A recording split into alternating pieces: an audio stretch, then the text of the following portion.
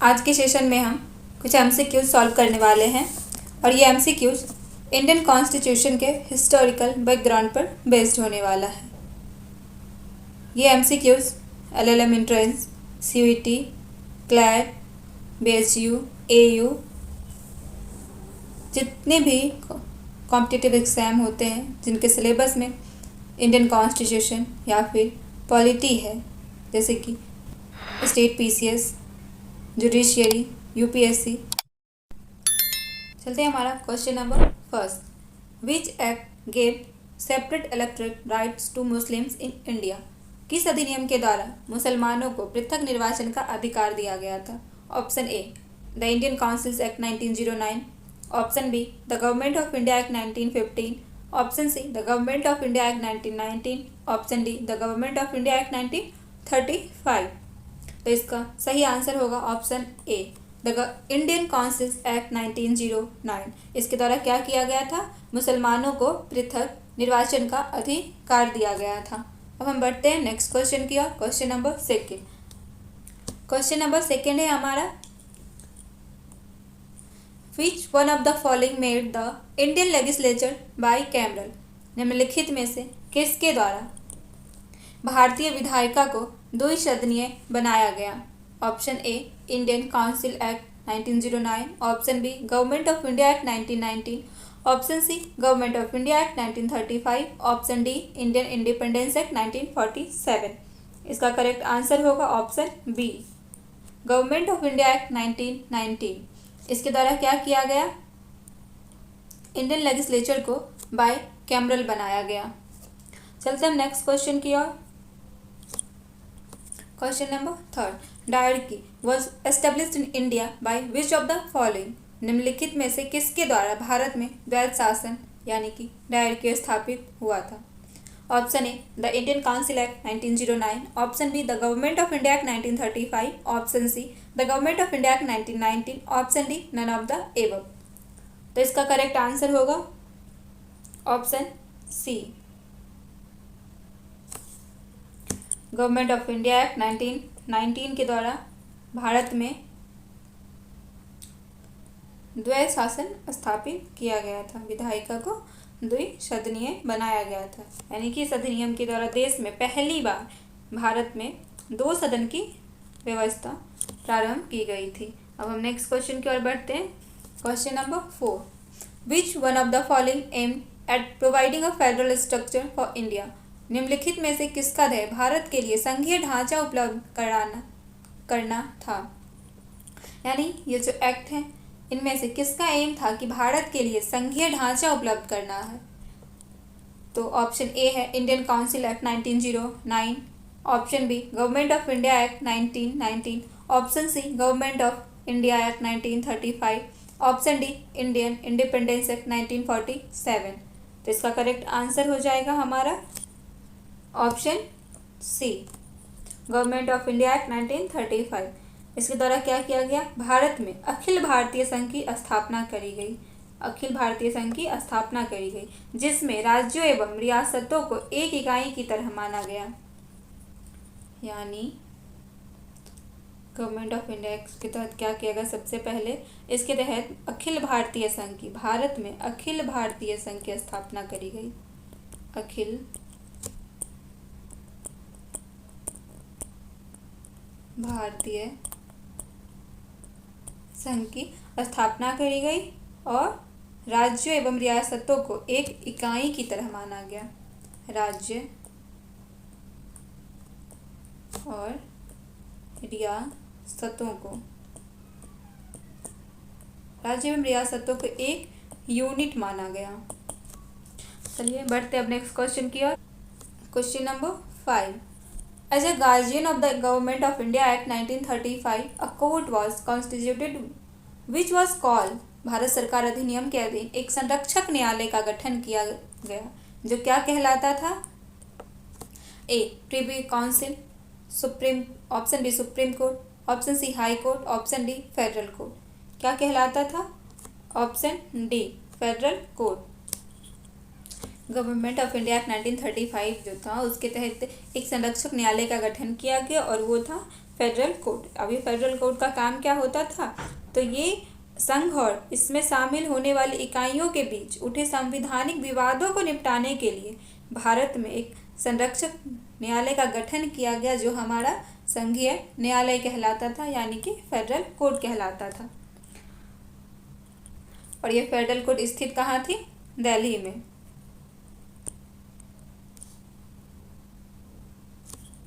बढ़ते हैं next question की ओर। Question number 6। Under the government of India act 1935 the federal court had.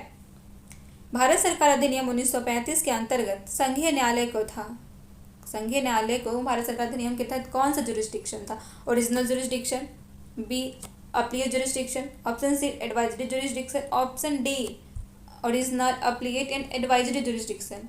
एक फेडरल कोर्ट को जो गवर्नमेंट ऑफ इंडिया 1935 के तहत कॉन्स्टिट्यूट हुआ, उसको कौन कौन सा जुरिस्डिक्शन था, इनमें से कौन कौन सी जुरिस्डिक्शन उसके पास थी, तो इसका ऑप्शन हो जाता है हमारा option D.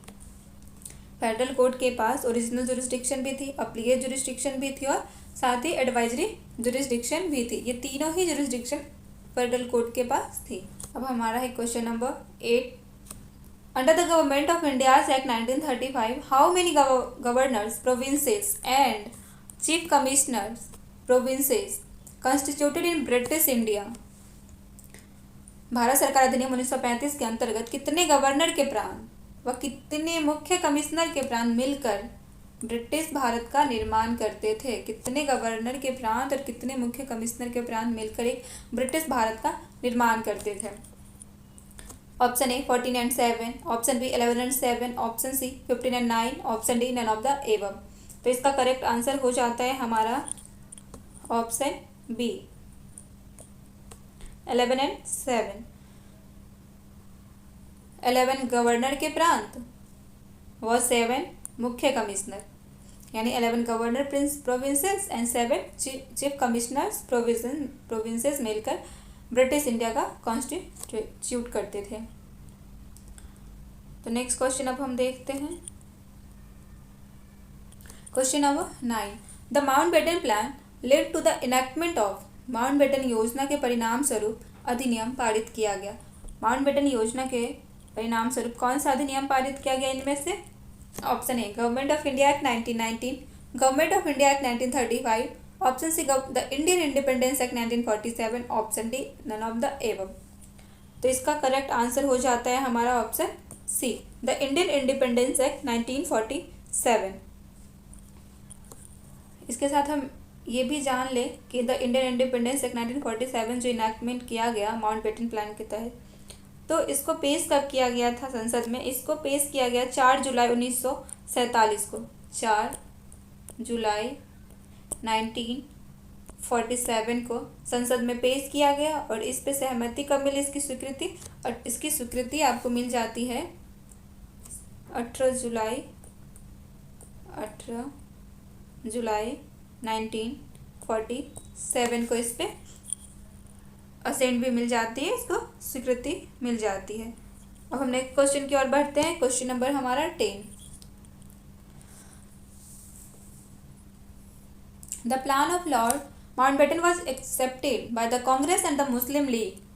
The British Parliament enacted the Indian Independence Act 1947, which got royal assistance on. Lord Mountbatten की योजना कांग्रेस और मुस्लिम लीग द्वारा स्वीकार की गई। ब्रिटेन की संसद द्वारा भारतीय स्वतंत्रता अधिनियम 1947 का निर्माण किया गया, जिसको शाही सम्मति मिली। कब मिली इसको सम्मति? ऑप्शन ए 3 जून 1947, ऑप्शन बी 4 जुलाई 1947, ऑप्शन सी 15 जुलाई 1947, ऑप्शन डी 18 जुलाई 1947। तो इसका करेक्ट आंसर हो जाता है ऑप्शन डी। जैसा कि अभी हमने क्वेश्चन नंबर 9 में देखा था कि इंडियन इंडिपेंडेंस एक्ट को स्वीकृति कब मिली थी? 18 जुलाई 1947 को, और ये संसद में पेश करी गई थी कब? 4 जुलाई 1947 को ये एक्ट संसद में पेश की गई थी और 18 जुलाई 1947 को इसको स्वीकृति मिल गई। यही हमसे पूछ रहा है कि इसको शाही सम्मति कब मिली, यानी कि इस इंडिपेंडेंस एक्ट 1947 को कब स्वीकृति मिली? 18 जुलाई 1947 को। चलिए नेक्स्ट क्वेश्चन हमारा है 6। Question number 11. Which one of the following relates to transfer of power to the Indians and partition of the country? निम्न में से कौन सा एक भारतीयों को शक्ति हस्तांतरण एवं देश के विभाजन से संबंधित है? Option A Simon commission, option B Cripps mission, option C cabinet mission plan, option D the Mountbatten plan. इसका करेक्ट आंसर हो जाता है हमारा option D, the Mountbatten plan. हमारे भारत का जो विभाजन हुआ था वो माउंटबेटन योजना के आधार पर निर्मित भारत स्वतंत्रता अधिनियम 1947 के आधार पर किया गया था. यानी हमारे भारत का विभाजन भी माउंटबेटन योजना पर आधारित जो भारतीय स्वतंत्रता अधिनियम 1947 थी, जैसा कि हमने ऊपर के क्वेश्चन में देखा है, इसी के आधार पर किया गया था भारत का विभाजन. भारत का विभाजन. चलिए नेक्स्ट क्वेश्चन देखते हैं. Question number 12. Question number 12. In which year mayor's courts were introduced in 3 presidency towns in India? किस साल में भारत में मेयर न्यायालय 3 प्रेसिडेंसी नगरों में आरंभ की थी? Option A 1726, option B 1772, option C 1774, option D 1781. इसका करेक्ट आंसर हो जाता है हमारा ऑप्शन ए 1726. मेयर न्यायालय 3 प्रेसिडेंसी नगरों में 1726 के चार्टर से स्थापित किया गया था. 1726 के चार्टर से स्थापित किया गया था मेयर न्यायालय 3 प्रेसिडेंसी नगरों में. अब हमारा next question, question number 13. On whose recommendation amongst the following the constituent assembly was constituted? निम्नलिखित वर्णित में से किसकी सिफारिश पर संविधान सभा का गठन किया गया? Option A Cripps mission, option B Wavell mission, option C Lord Mountbatten, option D cabinet mission plan. इसका करेक्ट आंसर है हमारा option D, cabinet mission plan. हमारी जो संविधान सभा का गठन किया गया था वो कैबिनेट मिशन प्लान जो 1946 का है उसी की सिफारिश पर किया गया था. कैबिनेट मिशन प्लान की 1946 की सिफारिश पर क्या किया गया था? संविधान सभा का गठन किया गया था. अब नेक्स्ट क्वेश्चन हम देखते हैं. Question number 14. Who was the constitutional adviser to the constituent assembly? संविधान सभा के संवैधानिक परामर्शदाता कौन थे?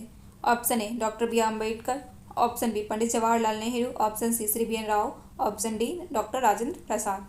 इसका करेक्ट आंसर है हमारा option C, sir B N. Rao. Question number 15. Who was the temporary chairman to the constituent assembly? संविधान सभा का अस्थायी अध्यक्ष कौन था? A option A doctor Sachchidanand Sinha, option B doctor Ambedkar, option C doctor Radhakrishnan, option D doctor Rajendra Prasad. इसका करेक्ट आंसर क्या है? Option A, doctor Sachchidanand Sinha संविधान सभा के अस्थायी अध्यक्ष थे. और अस्थायी अध्यक्ष कौन थे? डॉक्टर राजेंद्र प्रसाद कौन थे? अस्थायी अध्यक्ष.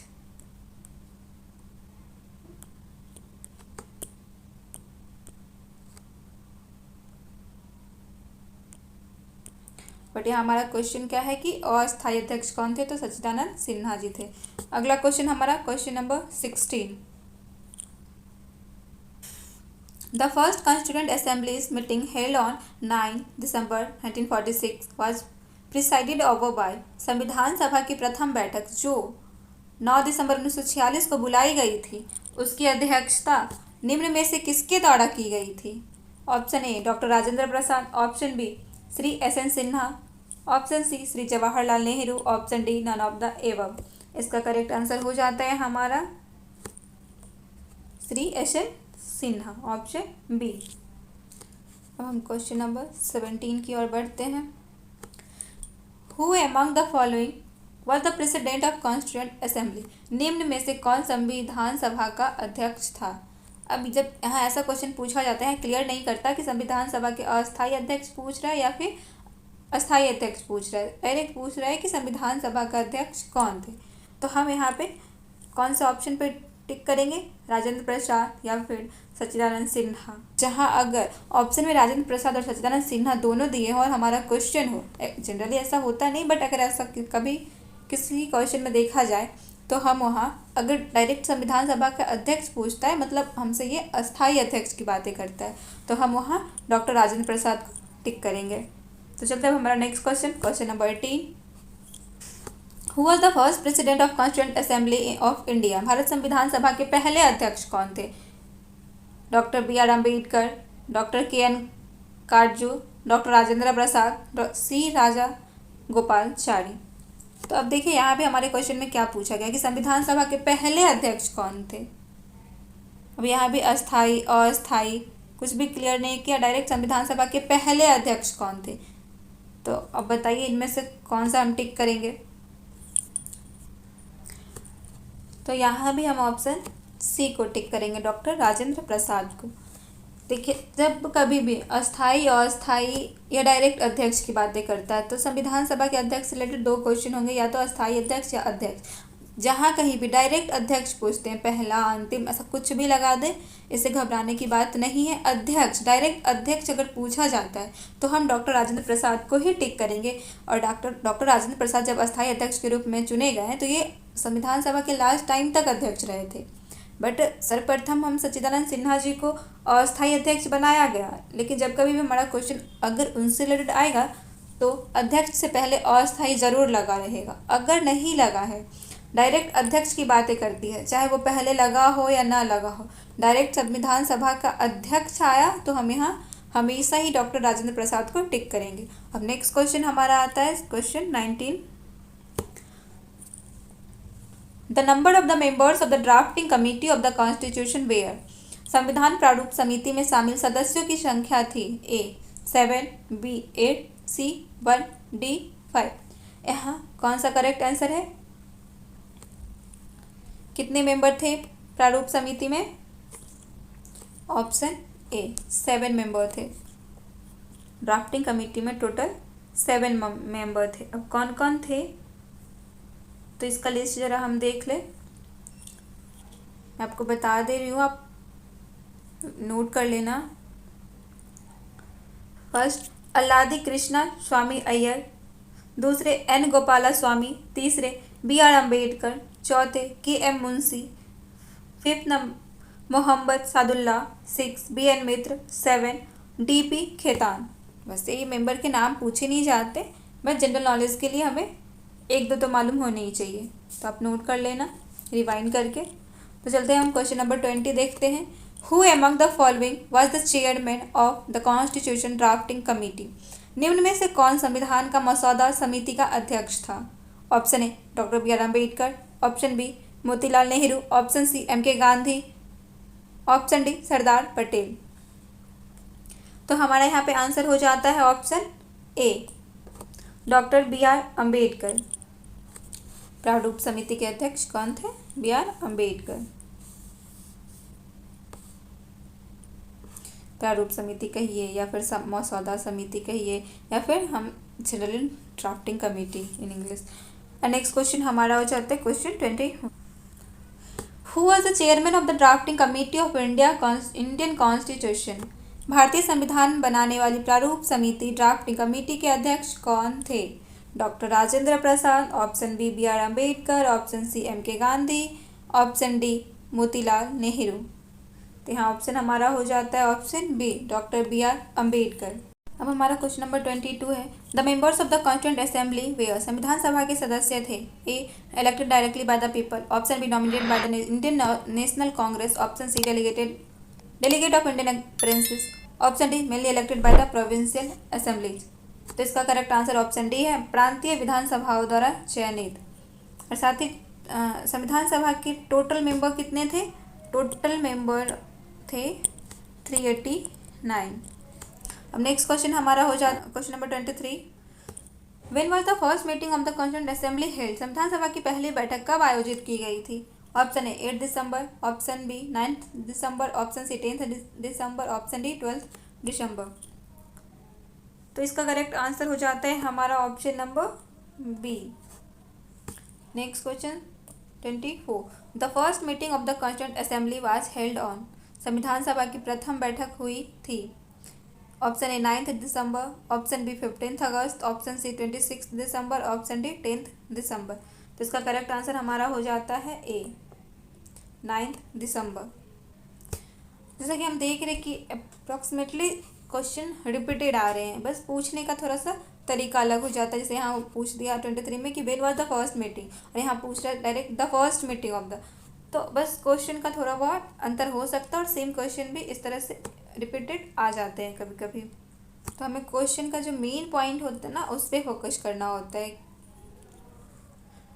आज का हमारा लास्ट क्वेश्चन है, the task of making the constitution was over on. संविधान बनाने का काम कब पूर्ण हो गया था? ऑप्शन ए 26 नवंबर 1949, ऑप्शन बी 26 जनवरी 1950, ऑप्शन सी 15 अगस्त 1947, ऑप्शन डी 15 नवंबर 1949। तो इसका करेक्ट आंसर हमारा है ऑप्शन नंबर ए 26 नवंबर 1949। इंडियन कॉन्स्टिट्यूशन की प्रेम्बल के अकॉर्डिंग 26 नवंबर 1949 को संविधान सभा में संविधान को क्या किया गया? अंगीकृत किया गया, अधिनियमित किया गया और आत्मर्पित भी किया गया। आज के सेशन में हम टोटल 25 क्वेश्चन टच किए हैं, जिसमें से 1-2 क्वेश्चन आपको रिपीटेड दिख रहा होगा।